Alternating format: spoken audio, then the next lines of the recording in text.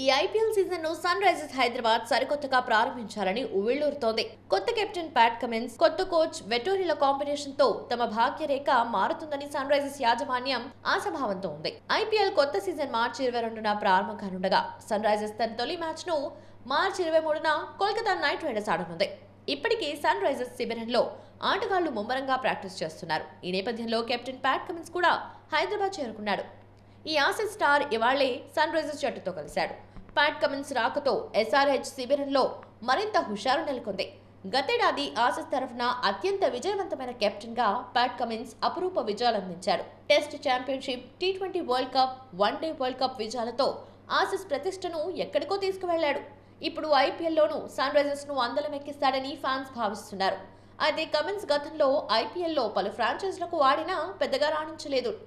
అయినప్పటికీ ఇతని ఇంటర్నేషనల్ రికార్డుల్ని దృష్టిలో పెట్టుకుని సన్ రైజర్స్ యాజమాన్యం ఐపీఎల్ వేలం చరిత్రలోనే తొలిసారిగా 20.5 కోట్ల అత్యధిక ధర చెల్లించి కొనుగోలు చేసింది. మరి కమిన్స్ ఆ ధరకు న్యాయం చేస్తాడా అనే ప్రశ్నకు కాలమే జవాబు చెప్పాలి.